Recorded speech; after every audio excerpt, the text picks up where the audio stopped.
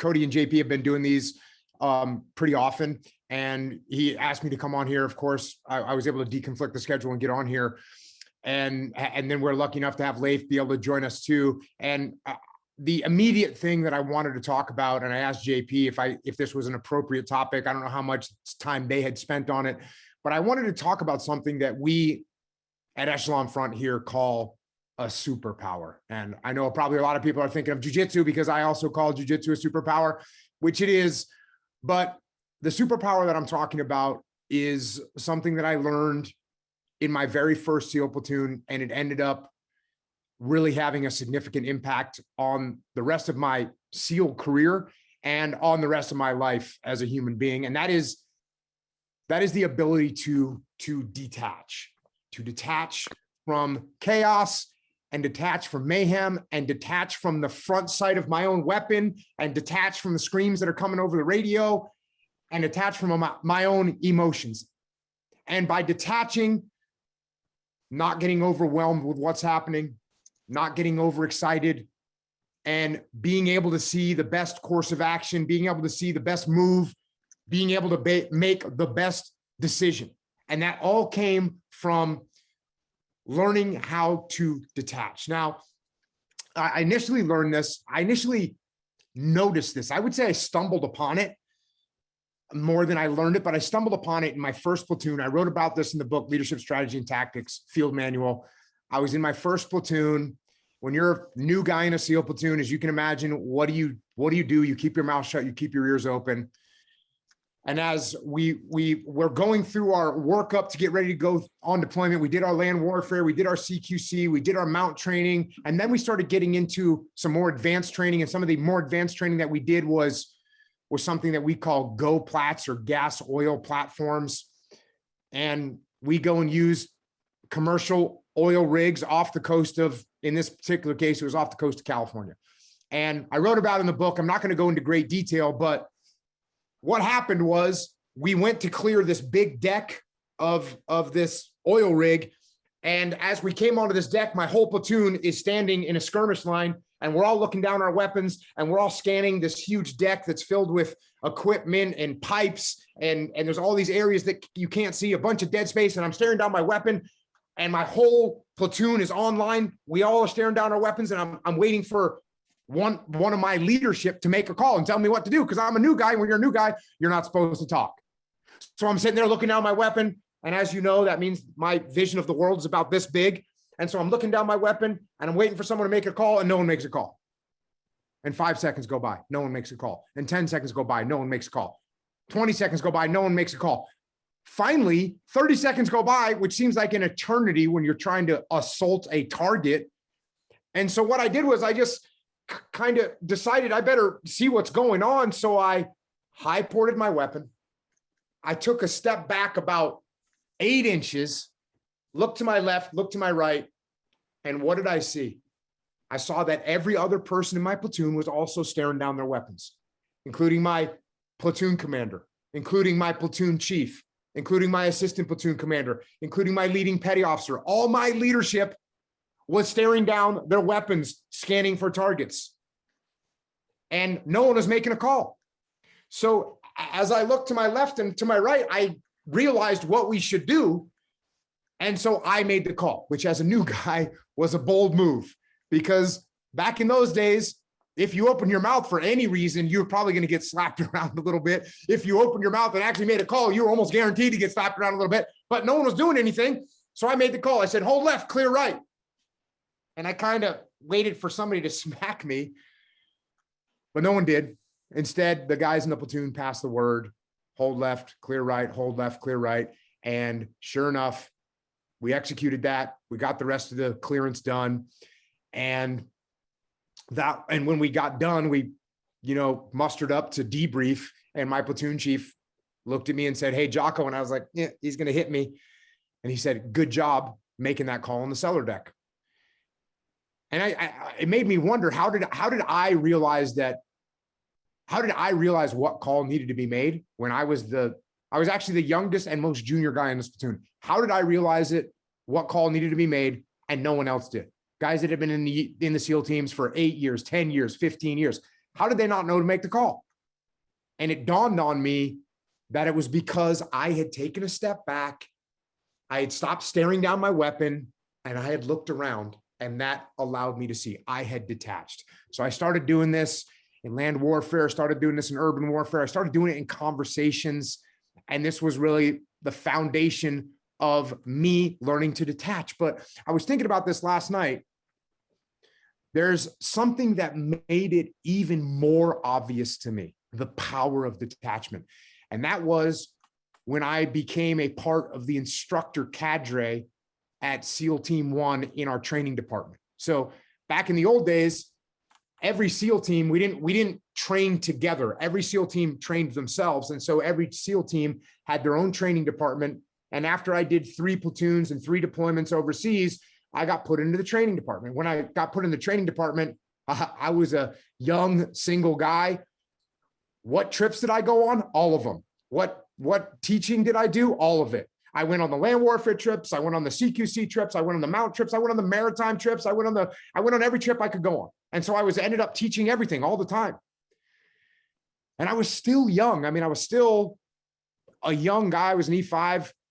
And while you're instructing people, and when you get done instructing them and you put them out on these field training exercises, I would be standing back and watching them. I would literally actually be standing back and watching these young officers as they made decisions, or they didn't make decisions, or they moved to good positions, or they didn't move to good positions. And I watched as they absorbed what was unfolding, or they didn't absorb what was unfolding. And I watched as they either stayed calm or they didn't stay calm. I watched them and was able to see whether they effectively led or they didn't effectively lead. And it was so obvious.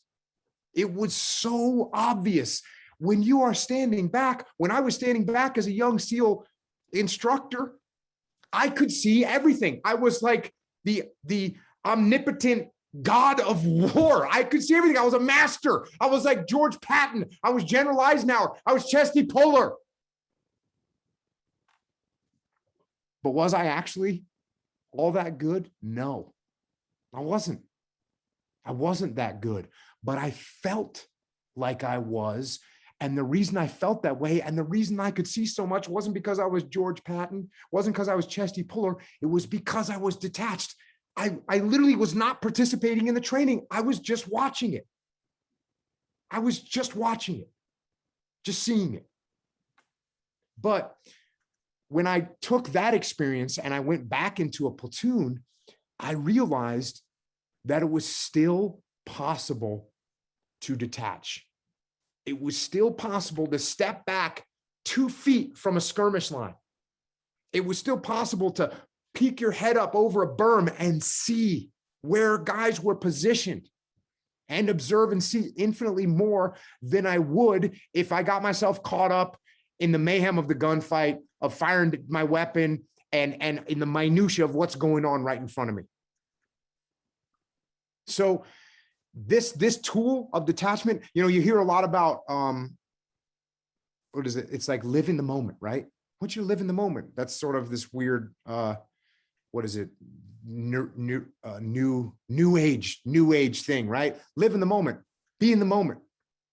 I actually don't want you to do that. I want you to live above the moment. I want you to get yourself in a position where you can watch the moment happen from a place of detachment. Watch the moment happen from a place of calm, a place of unflustered, of being poised, of emotional control, where you can actually dictate the outcome of what is going to happen. So that's the idea. Now the pragmatic part. The pragmatic part. How do I detach? How do I do that? Well, I already talked about some of it. Hey, high port your weapon. Step back. Step back from what's happening. Take a breath. There's a rule in the SEAL teams that you don't want to sound panicked on the radio. If I make a call on the radio with my platoon, I go, hey, everyone, get over to building 34 now. I mean, first of all, I'm going to make everyone else panic. And the people that are able to remain calm when JP gets back to base, he's going to go, hey, Jocko, can you get your emotions under control, please, next time? You sound like a little baby out there, right? So I was very conscious of that, which meant even as a young SEAL, when I was getting ready to key up the radio, before I would key up that radio, I would take a breath and get my voice under control. And believe it or not, when you slow your breath down, it relaxes your mind and it allows you to see more. That's a physiological thing that happens. So high port, take a step back, take a breath, then look around. You have to physically move your head. And it's very interesting. When I first got in the SEAL teams, they would have you do these movements with your body that seemed very cumbersome. And when you got done shooting, you were supposed to turn this way before you moved this way. And sometimes they'd even make you turn this way and then turn all the way back and then turn and go. And I remember thinking to myself, well, that seems really cumbersome and crazy. Why would I do that? Well, the reason was when you got done shooting at a bad guy, guess what they wanted you to mechanically do? They wanted you to mechanically, like a robot, get done shooting at bad guys and check your flank and then check your six. And then you could move. So why did they program us to move like that? Because it's a physical action that you get muscle memory to do. So get in this habit. When you want to detach, you take a step back, you high port, then you look around, you check your flanks. Check your flanks. Now, here's another thing you can do. Another thing you can do, another huge part of detachment is where you place yourself on the battlefield or in whatever situation you're in. Where you position yourself. Where are you? Are you behind cover? Because it is a lot harder to detach if you're not behind cover. So you should get yourself in a position where you're behind cover. You should create distance. A lot of times we have the instinct to close distance immediately when there's a problem.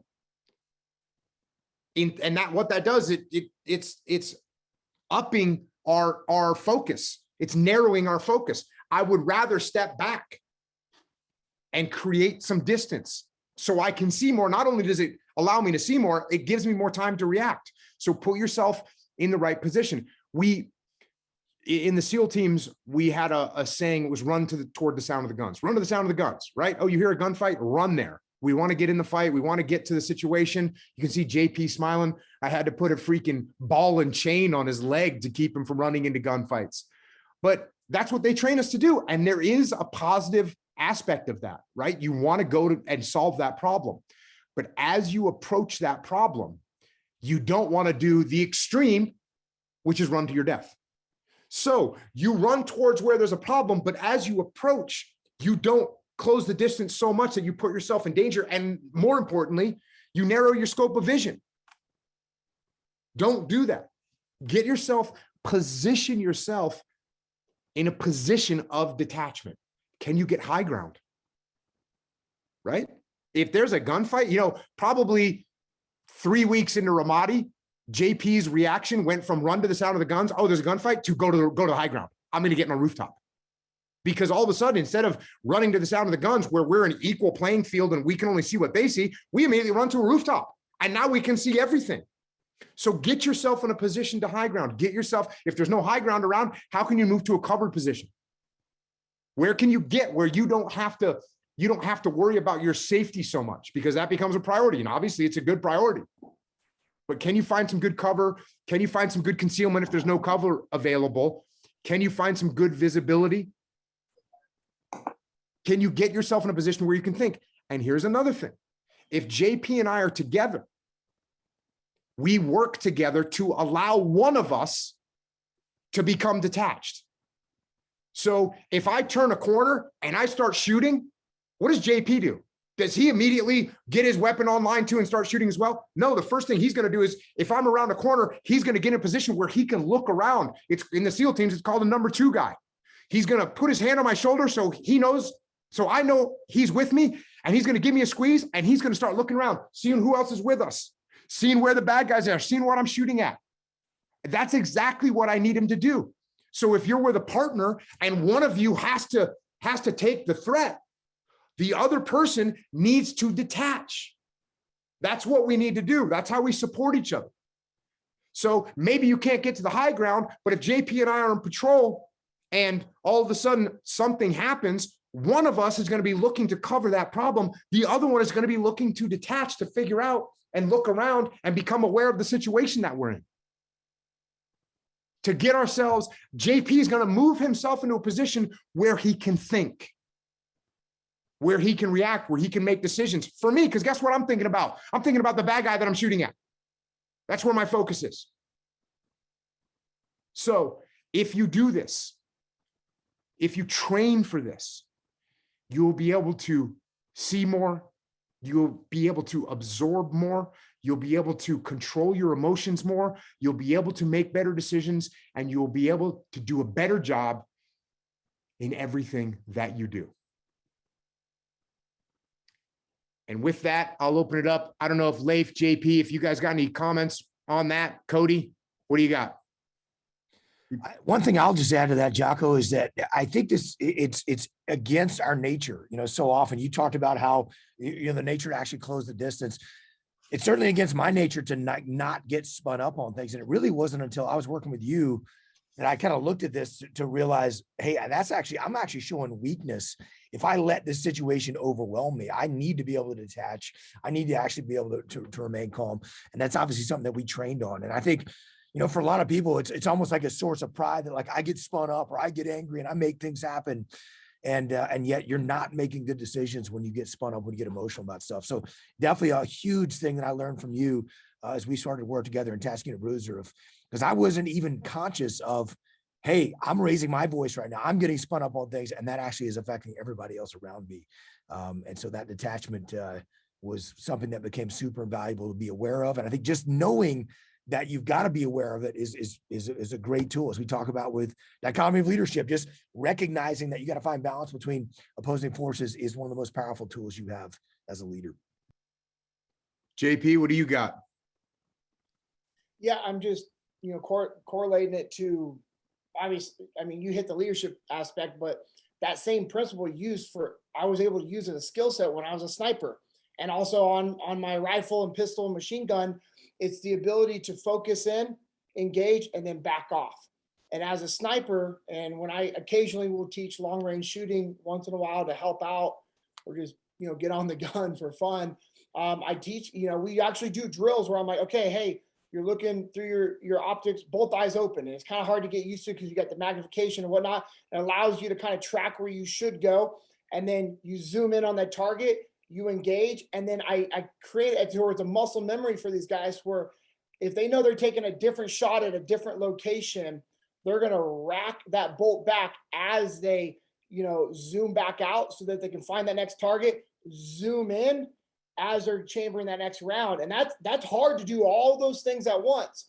But if you're able to do that, holy cow, you can engage multiple targets at different areas and locations really fast, because you're practicing the detachment, dialing it back in, detachment. It's what I did in Ramadi against enemy fighters. And you as a leader have to think, okay, how do I do that with different individuals? Because different people on your team are going to represent different targets at different locations. And so you have to know when to dial in at a certain, magnification when you're dealing with this individual. And then if I'm dealing with this other individual, I'm able to detach a little bit more because they're more experienced. The new guys on my team, I'm dialing it in. Older guys, I'm bringing it back a little bit. So it's knowing when to go in and out based off of the environment that you are operating in.